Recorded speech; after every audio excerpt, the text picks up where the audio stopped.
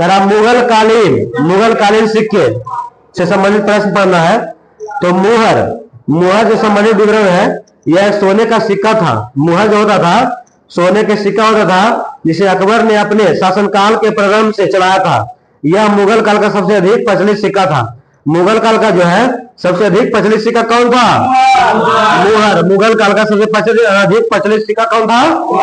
मुहर। मुहर किसका बना होता था? सोना का सिक्का बना होता था। मुहर किसका बना होता था? सोना का सिक्का बना होता था। मुहर किसका बना होता था? सोना का सिक्का बना होता था।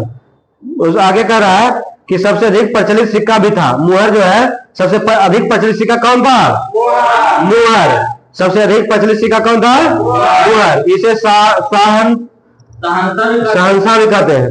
मुहर को जो है शहंशाह भी कह सकते हैं, क्योंकि हर चीज से आगे है। प्रचलित सिक्का भी है ना, सबसे ज्यादा चलाया भी गया था, सोना भी था, तो शहंशाह रहेगा ही।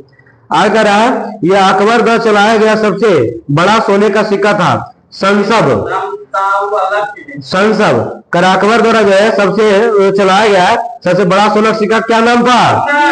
संसद। अकबर के द्वारा सबसे बड़ा सोने का सिक्का चलाया गया था, उसका क्या नाम था? संसद कर अकबर द्वारा जो है चलाया गया सबसे बड़ा सोने का सिक्का क्या कहा जाता था? संसद। अकबर द्वारा सबसे बड़ा सोने का सिक्का था संसद। अकबर द्वारा जो है जो कि 101 तोले का था। अकबर द्वारा चलाया गया सबसे बड़ा सोने का सिक्का था जो 101 तोले का था। अकबर के द्वारा सबसे बड़ा सोने का सिक्का 101 तोले का था, उसका क्या नाम था?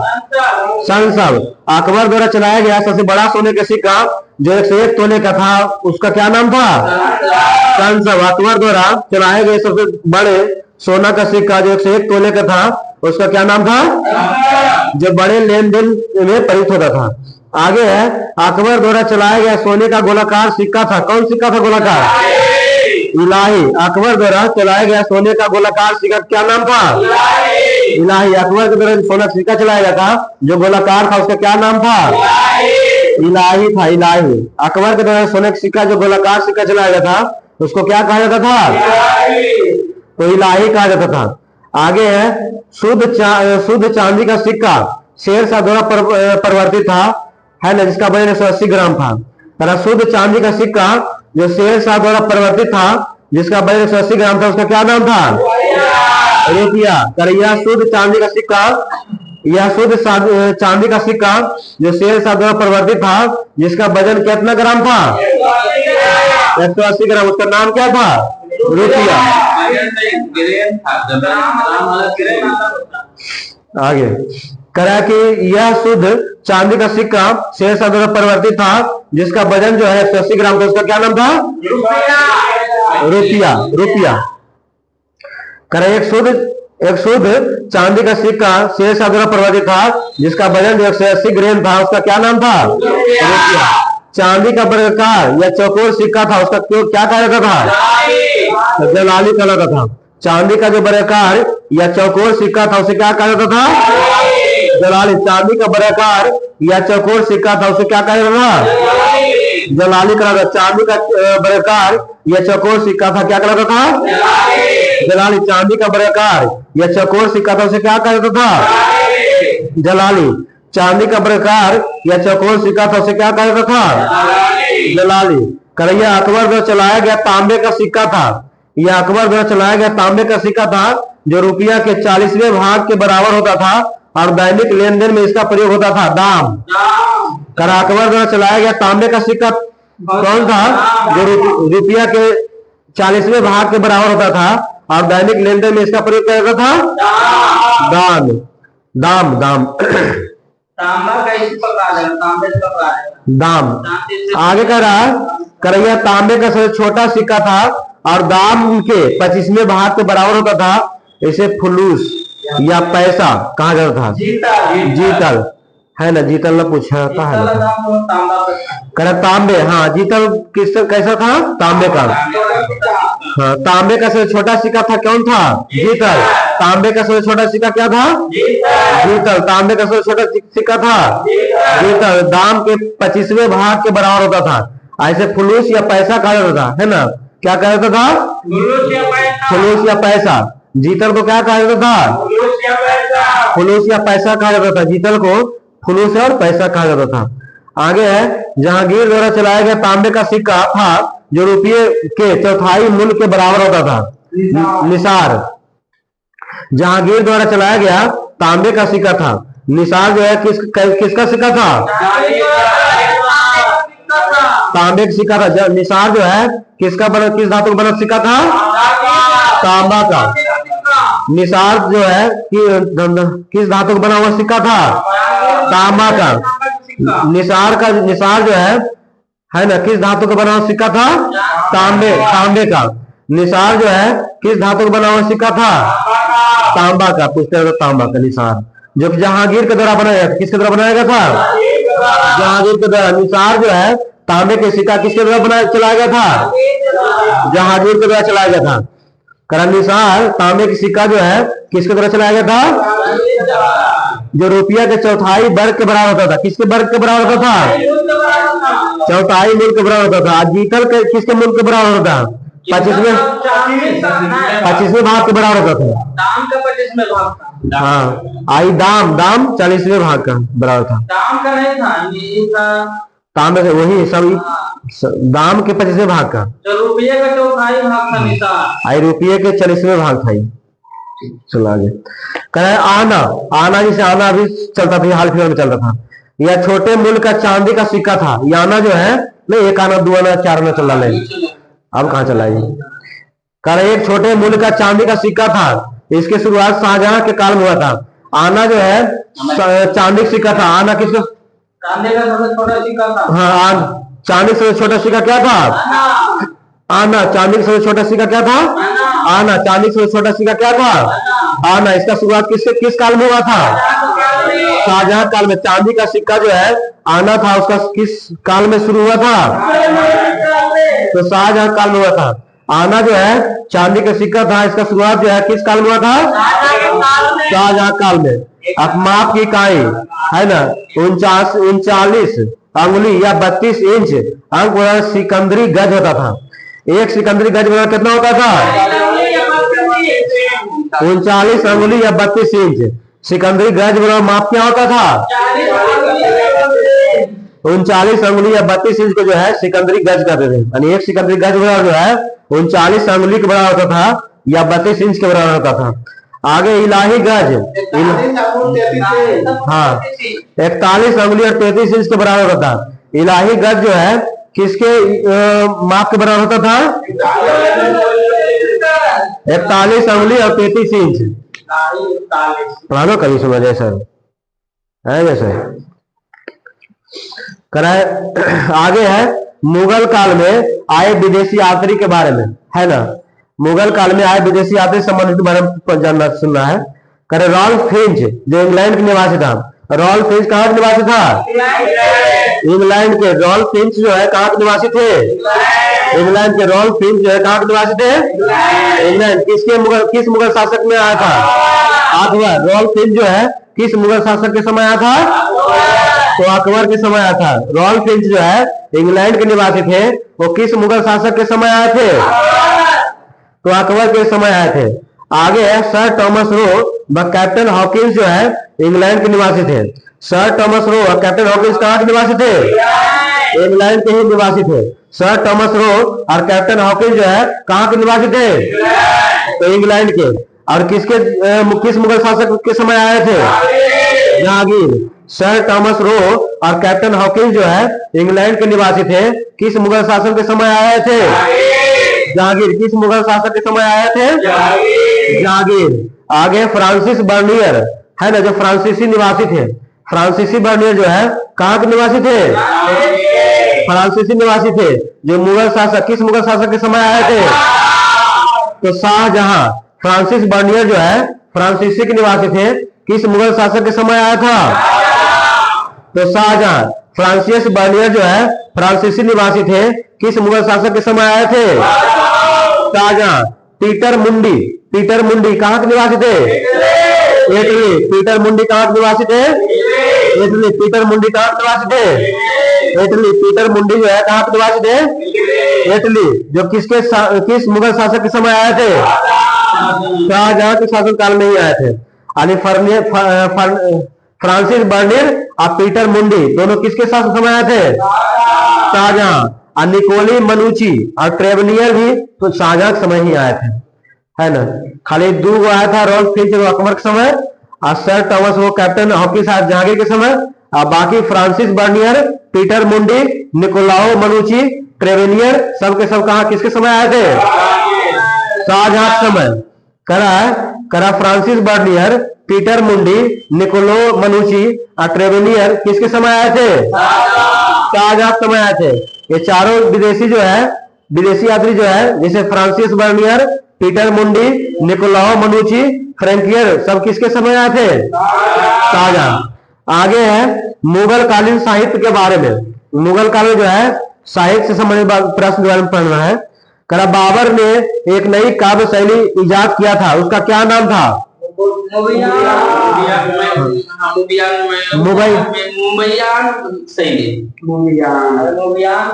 मुगैयान। बाबर ने जो है एक नई काव्य शैली इजाद किया था, उसका क्या नाम था? मुगैयान। क्या नाम था? मुगैयान नाम था। क्या नाम था? मुगैयान। बाबर ने जो है एक नई काव्य शैली शुरू किया था, उसका क्या नाम था? मुगैयान। क्या नाम था? मुगैयान। बाबर ने जो है एक नई काव्य शैली इजाद किया था, उसका क्या नाम था? मुगैयान। आगे बाबर ने कविताओं का संग्रह किस नाम से करवाया था? दीवान। हाँ, बाबर ने जो है कविताओं का संग्रह किस नाम से करवाया था? दीवान से। बाबर ने जो है कविताओं का संग्रह किस नाम से करवाया था? दीवान नाम से करवाया था, जो किस भाषा से संबंध था? तुर्की भाषा। दीवान जो किस भाषा से संबंध रखता था? तुर्की भाषा से था। बाबर ने जो है कविताओं का संग्रह किस नाम से करवाया था? दीवान, जो कि तुर्की भाषा के नाम से था। आगे महाभारत के फारसी अनुवाद का शीर्षक क्या था? रजमनामा। महाभारत के फारसी अनुवाद का शीर्षक क्या था? रजमनामा। महाभारत के फारसी अनुवाद का शीर्षक क्या था? रजमनामा। महाभारत के फारसी अनुवाद का शीर्षक क्या था? रजमनामा। महाभारत के फारसी अनुवाद का शीर्षक क्या था? रजमनामा था। क्या नाम था उसका? हाँ, महाभारत के जो है फारसी अनुवाद के शीर्षक का क्या नाम था? रजमनामा। खूब क्वेश्चन पूछते रहिएगा। आगे किस मुगल शासक ने जो है शिक्षा संबंधी सुधार किया था? अकबर। अकबर अनपढ़ आदमी था लेकिन शिक्षा सुधार पूरा किया था। आगे है किस मुगल शासक ने जो है शिक्षा संबंधी सुधार किए थे? अकबर। किस मुगल शासक ने जो है शिक्षा संबंधी सुधार किए थे? अकबर। किस मुगल शासक ने जो है शिक्षा संबंधी सुधार किया था? अकबर। किस मुगल शासक ने जो है शिक्षा संबंधी सुधार किया था? अकबर। किस मुगल शासक ने जो है शिक्षा संबंधी सुधार किया था? अकबर। किस मुगल शासक ने जो है शिक्षा संबंधी सुधार किया था? अकबर। आगे हमको आगे सुनना है, किसने जो है हितोपदेश का फारसी में अनुवाद किया था? हाँ, ताजुल माली ने। किसने जो है हितोपदेश का फारसी में अनुवाद किया था? ताजुल माली ने। किसने जो है हितोपदेश का फारसी में अनुवाद किया था? ताजुल माली। किसने जो है हितोपदेश का फारसी में अनुवाद करवाया था? ताजुल माली ने। किसने जो है हितोपदेश का फारसी में अनुवाद करवाया था? ताजुल माली ने। हितोपदेश के लेखक कौन है? लेखक कौन है? नारायण पंडित। हितोपदेश के लेखक कौन है? नारायण पंडित। हितोपदेश के लेखक कौन है? नारायण पंडित। हितोपदेश के लेखक कौन है? नारायण पंडित। हितोपदेश के लेखक कौन है? नारायण। हितोपदेश के लेखक नारायण पंडित है, उसको फारसी में अनुवाद किसने करवाया था? ताजुल माली ने। हितोपदेश का जो है लेखक नारायण पंडित है, उनका फारसी में अनुवाद किसने करवाया था? हितोपदेश को जो है फारसी में अनुवाद किसने करवाया था? ताजुल माली ने करवाया था। आगे किस मुस्लिम विद्वान ने जो है हिंदी साहित्य के लिए सबसे महत्वपूर्ण योगदान दिया था? अब्दुल रहीम खान खाना। किस मुस्लिम विद्वान ने जो है हिंदी साहित्य के लिए सबसे महत्वपूर्ण योगदान दिया था? अब्दुल रहीम खान खाना। किस मुस्लिम विद्वान ने जो है हिंदी साहित्य के लिए सबसे महत्वपूर्ण योगदान दिया था? अब्दुल रहीम खान खाना। किस मुस्लिम विद्वान ने जो है हिंदी साहित्य के लिए सबसे महत्वपूर्ण योगदान दिया है? तो अब्दुल रहीम खान खाना दिया था।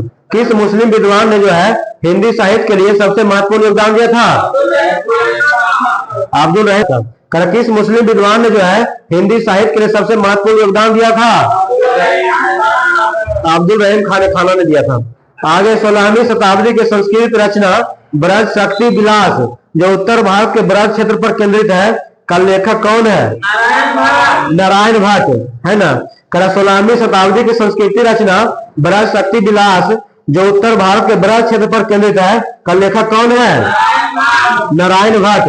16वीं शताब्दी के संस्कृत रचना ब्रज शक्ति विलास जो उत्तर भारत के ब्रज क्षेत्र पर केंद्रित है, का लेखक कौन है? नारायण भट्ट। 16वीं शताब्दी की संस्कृत रचना ब्रज शक्ति विलास जो उत्तर भारत के ब्रज क्षेत्र पर केंद्रित है, का लेखक कौन है? नारायण भट्ट। हाँ, ब्रज शक्ति विलास के लेखक कौन है? नारायण भट्ट। ब्रज शक्ति विलास के लेखक कौन है? नारायण भट्ट। ब्रज शक्ति विलास के लेखक कौन है? नारायण भट्ट। अकबर के शासनकाल के लिए महत्वपूर्ण स्रोत तारीख अकबरी की रचना किसने किया था?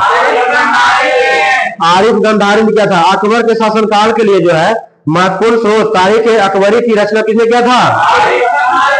आरिफ गंधारी ने। अकबर के शासनकाल के लिए जो है महत्वपूर्ण स्रोत तारीख अकबरी की रचना किसने किया था? आरिफ गंधारी ने।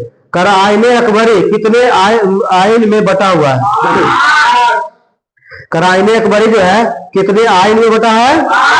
5। आईने अकबरी कितने आइन में बटा है? 5 आइन में बटा है।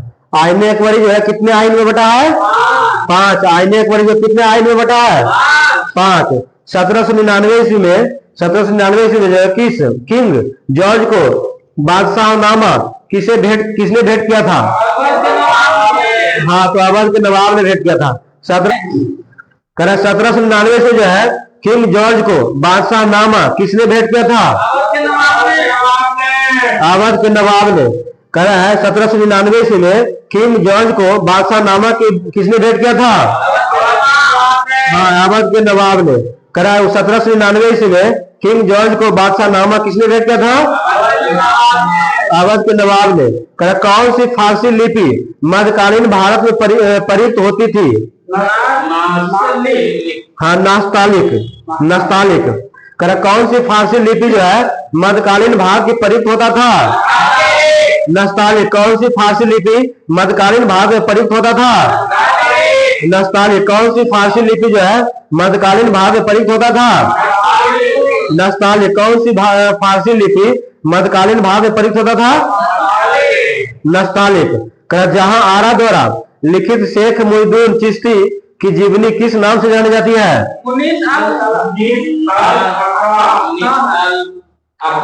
मुनीस अल अखाह। जहां आरा द्वारा जो है लिखित शेख मुईनुद्दीन चिश्ती की जीवनी किस नाम से जानी जाती है? तब मुनीस अल अखाह।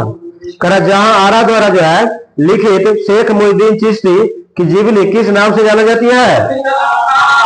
हाँ, मुनीस अल अखाह।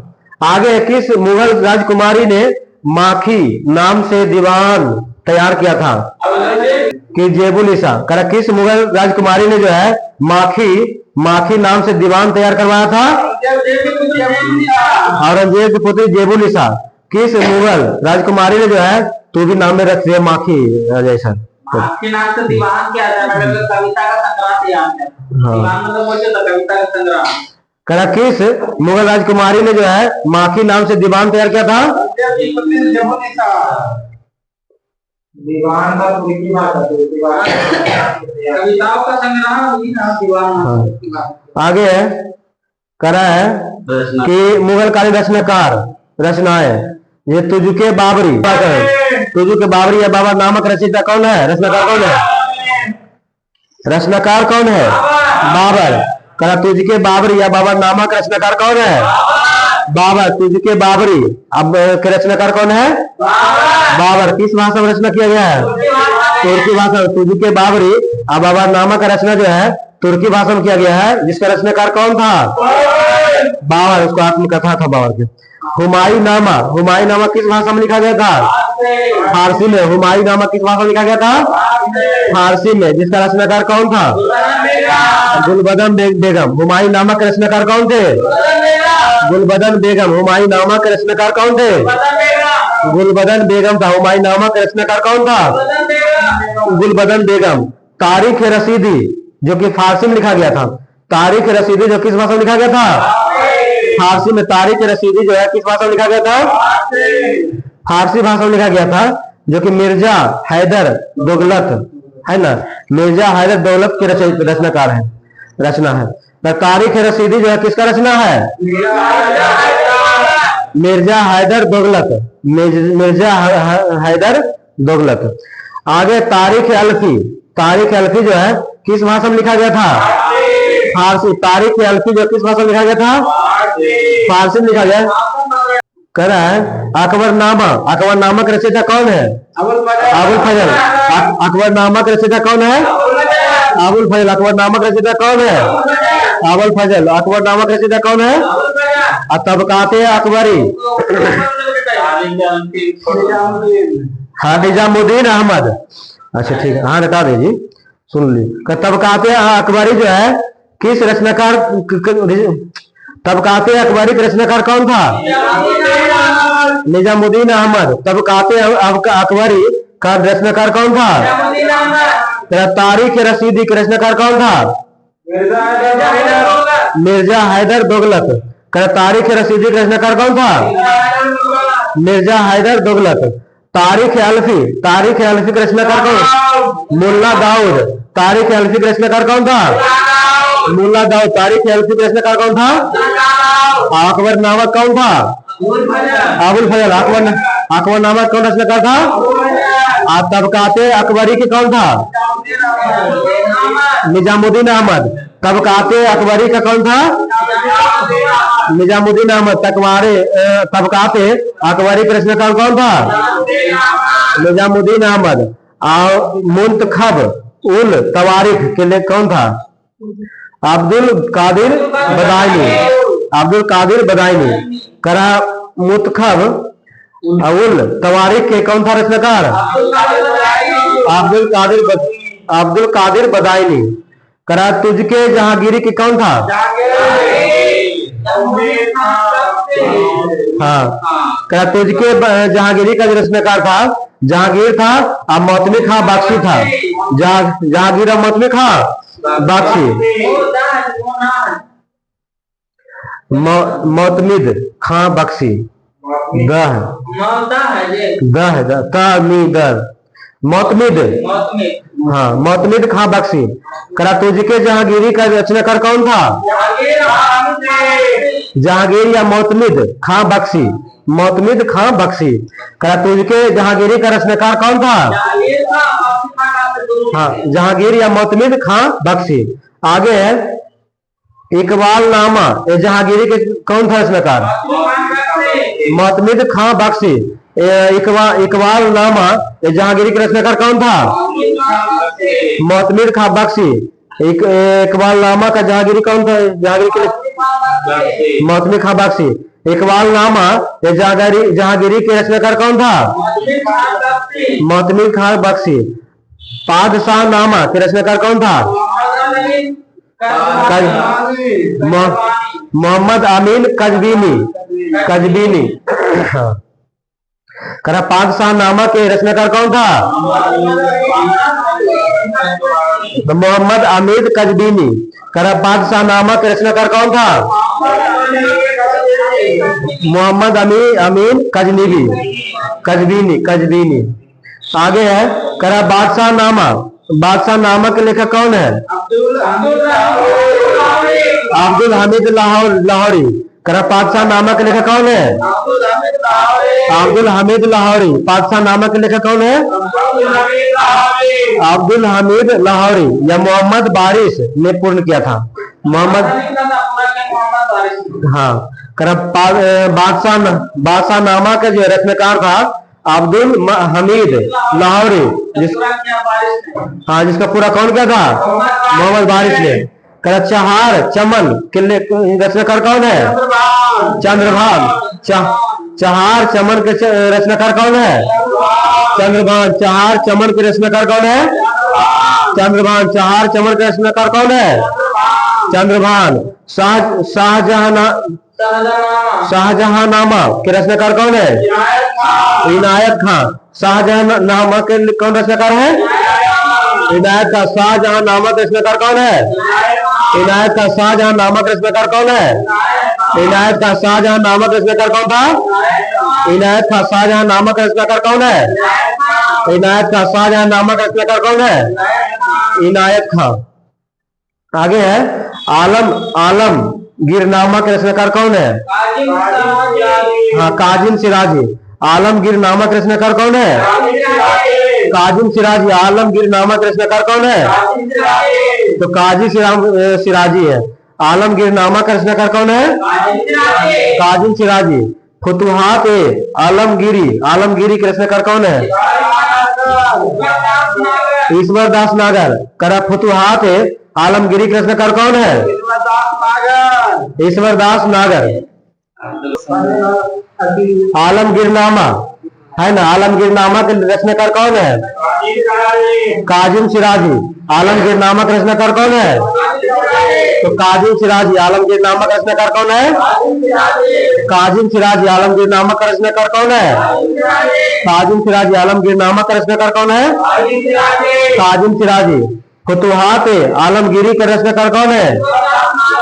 तो ईश्वर दास नागर। हाँ, करा फतुहात आलमगीरी का रचनाकार कौन है? तो ईश्वर दास नागर। ईश्वर दास नागर। फतुहात आलमगीरी का रचनाकार कौन है? ईश्वर दास नागर। करा हासिर मासिर आलमगीरी का रचनाकार कौन है? हाँ, साकी मुस्तईद खां।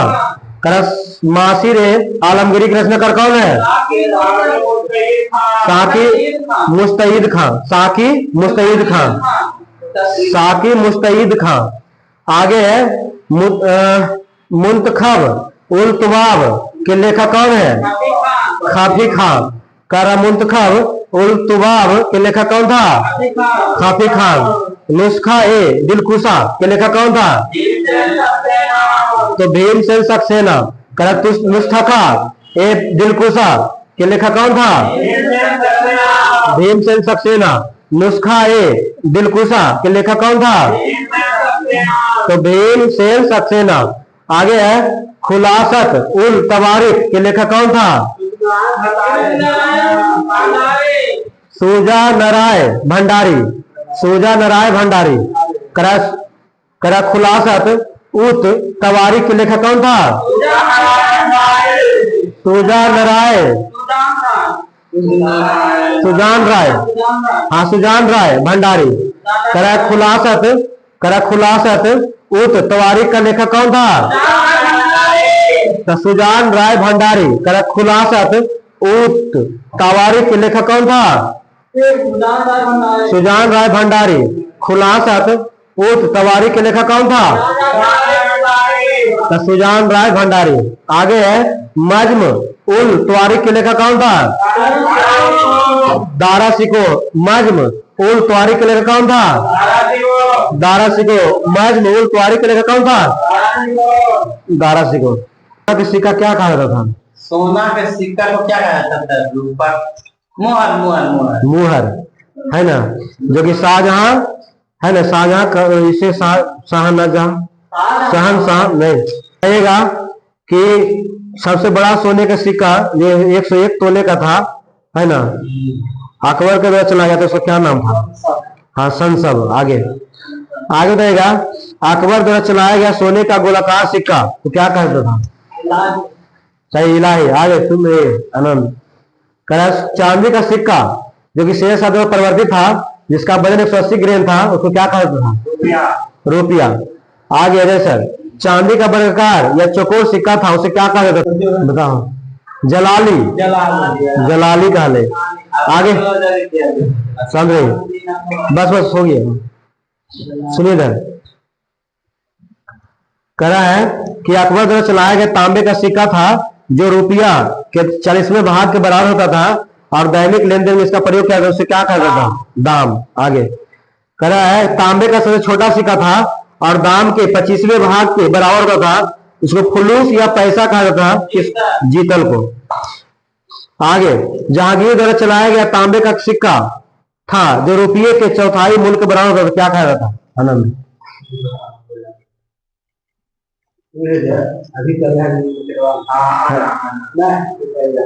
निसार। निसार, ये अपने जना की तरफ बता दो।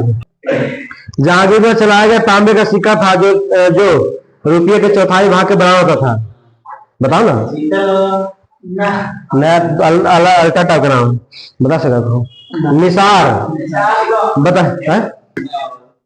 चांदी का सिक्का था जिसका शुरुआत शाहजहां के काल में हुआ था, छोटे मूल्य का था चांदी सिक्का, उसको क्या कर रहा था? आना बताएगा। सिकंदरी गज, सिकंदरी गज माप जो कितना के बराबर होता था? 32 इंच। हाँ। इलाही गज बताइए जैसे, इलाही गज कितना के बराबर, कितना मूल्य के बराबर होता था? वो है 32 होते। हाँ ठीक है। और 42 41 अंगुली या 32 इंच। आप बताइएगा कि रल्फ फिंच है ना, मुगल किस मुगल शासक के समय आया था? रल्फ फिंच। हाँ सही है।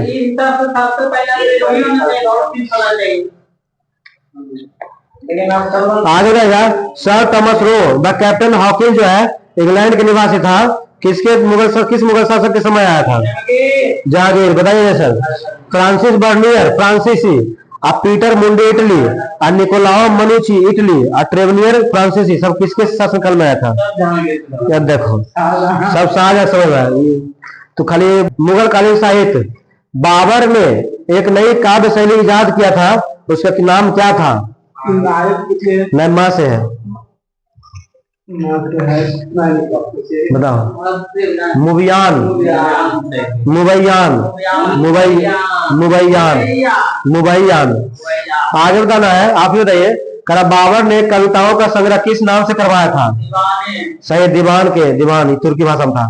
आगे महाभारत में जो है, महाभारत के फारसी अनुवाद का शीर्षक क्या था?